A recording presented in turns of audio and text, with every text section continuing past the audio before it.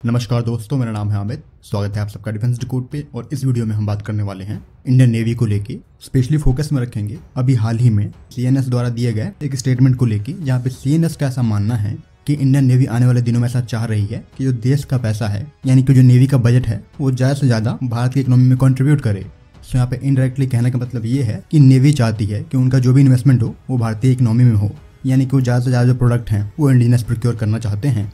लेकिन दूसरी तरफ जो रिक्वायरमेंट है नौसेना की, वो भी बढ़ रही है। तो यहाँ पे कहीं ना कहीं आपको बजट को मेंटेन करना है और मैनेज करना है। तो इसी को लेकर हम बात करेंगे। स्पेशली हम बात करेंगे सबमरीन और एयरक्राफ्ट कैरियर के फोकस से। सबमरीन को लेकर बात करते हो तो हम ऑलरेडी प्लान कर रहे हैं कि जो हमारा P-75I है उसके अंतर्गत 6 सबमरीन बनाए हम।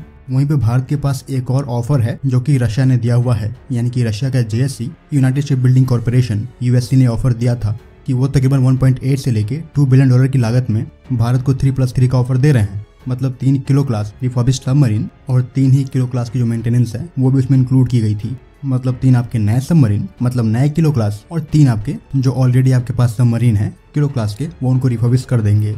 तो इसकी जो पूरी लागत है वो तकरीबन $1.8 बिलियन के अराउंड रशिया ने डिमांड की थी। अगर आप इस समय पे देखते हो तो भारतीय नौसेना को सबमरीन की आवश्यकता है। तो ये जो पर्टिकुलर ऑफर है रशिया की तरफ से, आप इसको बेकार नहीं कह सकते हो। अगर जो सबमरीन ऑफर की जा रही हैं उनकी जो सर्विस लाइफ है, यानी कि हल की जो लाइफ है, वो बची रहती है, तो ये बुरा ऑप्शन नहीं होना चाहिए। स्पेशली तब अगर वो राजी हैं जो नए और अपग्रेड किलो क्लास हैं उनको ऑफर करने में। किलो क्लास की हम बात करते हैं तो इंडियन नेवी ऑपरेट करती है प्रोजेक्ट 877 EKM। तो ये जो किलो क्लास हम ऑपरेट करते हैं ये इनिशियली बनाया गया था और ये एक प्रूवन प्रोजेक्ट था। और इसी प्रोजेक्ट पे इम्प्रूवमेंट करके 2 और वेरिएंट बनाए गए, जैसे कि प्रोजेक्ट 636 और 636.3। तो ये 2 प्रोजेक्ट बनाए गए और इन दोनों में जो इम्प्रूवमेंट है वो किया गया। सो अगर नए वाले किलो क्लास एक अच्छे खासे हल लाइफ के साथ वो ऑफर करते हैं $1.8 बिलियन में 3 सबमरीन प्लस जो हमारे करंट में किलो क्लास हैं उनका रिफर्बिशमेंट, तो ये चीज अगर आपको $1.8 बिलियन में मिल जाती है तो बुरा ट्रेड नहीं होगा। लेकिन यहाँ पे पॉइंट यही रहेगा कि किलो क्लास सबमरीन में रशिया आपको क्या ऑफर कर रहा है। क्योंकि अगर आप बात करते हो प्रोजेक्ट 636 की, जो कि हमारे EKM से 1 स्टेप आगे था, और उसका जो प्रोपल्शन है वो EKM के कंपैरिजन में काफी साइलेंट है। जो क्रूज मिसाइल फायर करता है उसमें वो क्लब S जो लैंड अटैक वेरिएंट है उसको भी फायर करने में वो सक्षम है। जबकि हमारे पास जो EKM है वो रिफिट के बाद क्लब S क्रूज मिसाइल को फायर करते हैं, और क्लब S में ही जो एंटी शिप वेरिएंट है और एंटी सबमरीन वेरिएंट है उनको ये फायर करने में सक्षम है।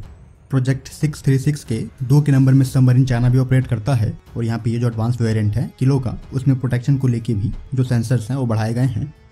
अब बात करोगे प्रोजेक्ट 636.3 की, जो कि रशियन नेवी ऑपरेट करती है, और ये आपको मिल जाते हैं। तो इसमें कुछ अपग्रेड करके और आपके पास ऑलरेडी जो वेपन पैकेज हैं उनका एडिशन कर देते हो तो ये एक पोटेंट प्लेटफॉर्म बन सकता है अगले 20 से 25 सालों के लिए।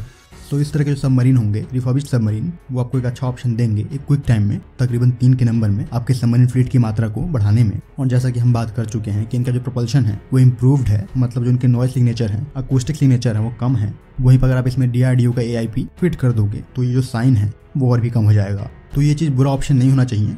इस आर्गुमेंट को सपोर्ट करने के लिए एक और जो तर्क है वो देना चाहोगे तो वो ये होगा कि ये जो रशियन कंपनी है वो खरीदने जा रही है रिलायंस के शिपयार्ड को, जो कि गुजरात में बेस्ड था, यानी कि पीपवा शिपयार्ड को खरीदने जा रही है। तो वहाँ पे मुख्य कंटेंडर है।